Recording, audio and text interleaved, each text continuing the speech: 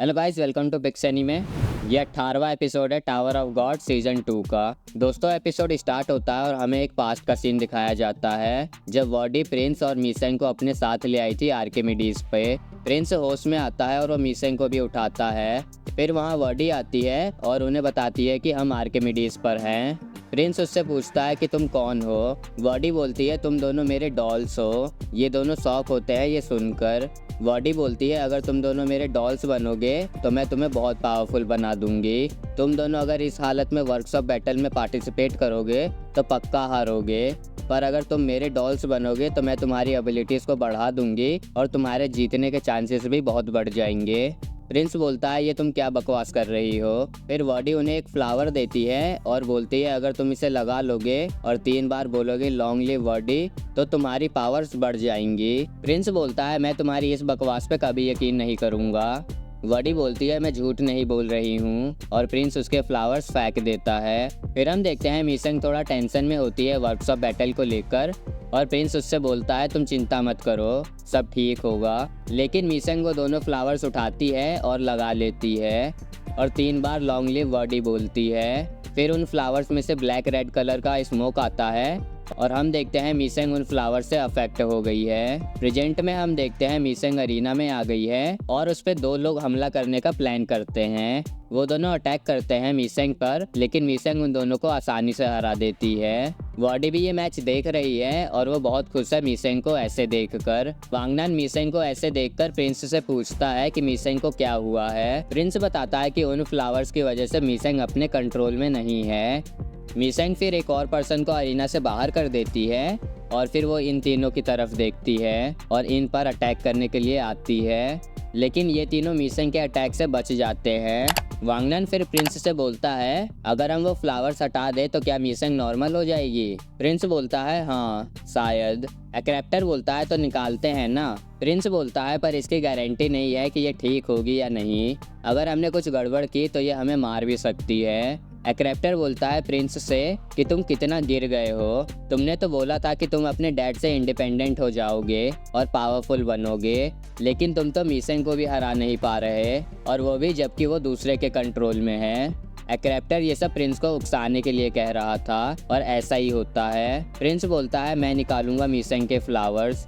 मीसेंग फिर से उन सब पे अटैक करने आती है और प्रिंस अपने लाइट हाउस का यूज़ करता है उसे रोकने के लिए, लेकिन मीसेंग उसके शील्ड को तोड़ देती है और प्रिंस पर अटैक करने वाली होती है। तभी वांगनान भी मीसेंग की तरफ जाता है और मीसेंग वांगनान पर हमला कर देती है। प्रिंस मीसेंग से सॉरी बोलता है कि उसने मीसेंग को वीक बोला था। फिर मीसेंग अटैक करती है प्रिंस पे और प्रिंस अपने लाइट हाउसेस की मदद से मीसेंग को रोक देता है और उससे बोलता है जो लोग दूसरों पर निर्भर रहते हैं वो हमेशा कमजोर रह जाते हैं। तुम्हें क्या लगता है होरियंग और वायोल इसलिए चले गए क्योंकि तुम कमजोर हो? मीसेंग को इन सब बातों से और गुस्सा आ रहा था। प्रिंस ये भी बोल देता है मीसेंग से कि तुम्हारे पेरेंट्स ने भी तुम्हें छोड़ दिया था। मीसेंग अब जो लाइट हाउस वाली स्ट्रिंग है वो तोड़ देती है, पर प्रिंस पर हमला नहीं करती। इस मौके का फायदा उठाकर एक्रेप्टर मीसेंग के फ्लावर्स निकाल देता है। फिर मीसेंग नॉर्मल हो जाती है और बोलती है मैं प्रॉमिस करती हूँ मैं स्ट्रांग हो जाऊंगी तो मुझे कभी छोड़ के मत जाना। ये राउंड यहीं पर खत्म होता है और एक्रेप्टर, वांगनान, प्रिंस अपने स्टिक्स को होल में डाल देते हैं। लो और फंक फिर अनाउंसमेंट करते हैं कि अब जो नेक्स्ट 5 ग्रुप है उनका मैच एक साथ होगा। वायोल भी ये मैच देख रहा है और प्रिंस उसकी तरफ देखकर बोलता है देखा तुमने मुझे, ये पावर है न्यू प्रिंस की और मैं तुम्हें वापस ला कर रहूंगा। वांगनन फिर बोलता है कि वो फग को खत्म कर देगा। नेक्स्ट हम देखते हैं मीसेंग रेस्ट कर रही है और वहाँ पर वर्डी आ जाती है।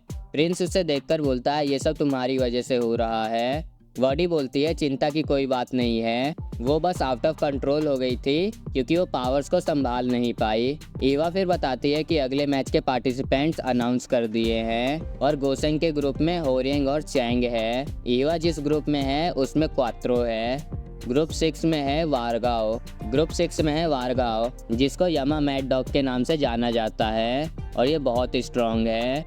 मैचेस स्टार्ट हो जाते हैं और हम देखते हैं गोसेंग पर एक बंदा हमला करता है, लेकिन होरियंग उसे बचा लेता है। चैंग भी वहीं पर है और वो बोलता है ओरेंग से कि मुझे तुमसे फाइट नहीं करनी। फिर हम देखते हैं क्वात्रो को, जो कि अपने अरीना में सबको जलाने में लगा हुआ है। क्वात्रो देखता है कि ईवा जल नहीं रही और वो पूछता है तुम जल क्यों नहीं रही। ईवा बोलती है क्योंकि मैं भी फायर का यूज कर सकती हूँ। क्वात्रो बोलता है फिर तो हम सेम हुए और ईवा बोलती है हम सेम नहीं हैं। हम मत बोलिए, अपने साथ मत जोड़िए, हमको अलग है। मैं अपनी पावर्स का ऐसे इस्तेमाल नहीं करती जैसे कि तुम करते हो। क्वात्रो बोलता है तो इसमें प्रॉब्लम क्या है। ईवा बोलती है हमें फायर का केयरफुली यूज करना चाहिए। क्वात्रो बोलता है क्या तुम्हें खुद की पावर से डर लगता है। फिर हम देखते हैं ग्रुप 6 का अरीना। यहाँ पर वार्गाव अपना स्टिक होल में डालने जा रहा है और कोई उस पर हमला नहीं कर रहा क्योंकि सब उससे डरे हुए हैं। फिर एक बंदा वार्गाव को चैलेंज करता है पर वार्गाव उसे इग्नोर कर देता है। फिर ये बंदा वार्गाव पे अटैक करने वाला होता है पर वार्गाव बिना हिले ही उसकी खोपड़ी उड़ा देता है और अपना स्टिक होल में डाल देता है। वार्गाव फिर वायोल की तरफ देखता है। फिर हम एक पास्ट का सीन देखते हैं जहाँ रिफ्लेजो वायोल को वार्गाव के बारे में बता रहा होता है। रिफ्लेजो बताता है कि स्लेयर बेलोड यामा एक सीक्रेट डॉग फाइटिंग रिंग चलाता है और वहाँ पर जो इंसान लड़ते हैं उनको फाइटिंग डॉग बोला जाता है। बेलोड ने उन्हीं फाइटिंग डॉग्स की पावर दिखाने के लिए उन्हें टावर में भेजा है एज रेगुलर्स। वार्गाव भी उन्हीं 3 में से एक है और अब वो स्ट्रॉन्गेस्ट ई रैंक रेगुलर कहलाया जाता है। लेकिन एक दिन उसने फग से सारे कनेक्शन खत्म कर लिए और टावर क्लाइंब करना बंद कर दिया और अब वो फग को हेट करता है और उन लोगों को भी जो फग से जुड़े हुए हैं। वायोल बोलता है इसका मतलब वो वर्कशॉप बैटल में आया है मुझे मारने के लिए। दूसरी तरफ हम देखते हैं हात्सु ने अपना लॉक खोल लिया है पर उसे समझ नहीं आ रहा कि वो यहाँ से कैसे निकले। हात्सु एमिली से पूछता है और एमिली बताती है कि बेड के नीचे देखो। जब हात्सु बेड के नीचे देखता है तो वो देखता है कि बेड के नीचे एक सीक्रेट रास्ता है।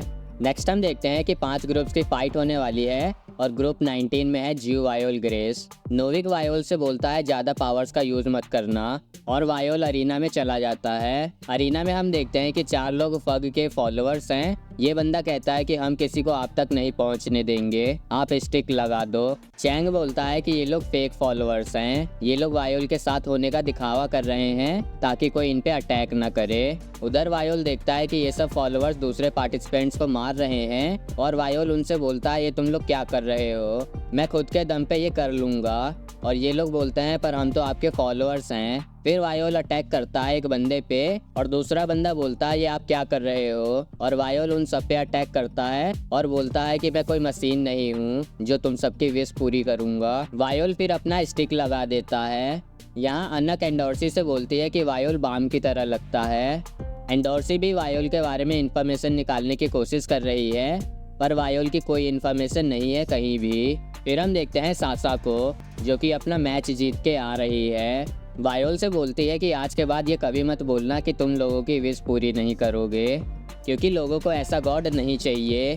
नोवी को भी क्यूरियोसिटी हो रही है वायोल की आइडेंटिटी की क्योंकि फर्स्ट मैच में प्रिंस और वांगनान ने वायोल से कुछ बोला था कि वो उसे वापस ले जाएंगे। फग वायोल की आइडेंटिटी छुपाने की कोशिश कर रहा है और यहाँ पर भी कई लोग हैं जो वायोल के बारे में जानते हैं। रैन बोलता है तो फग ने वायोल को पार्टिसिपेट क्यों करने दिया।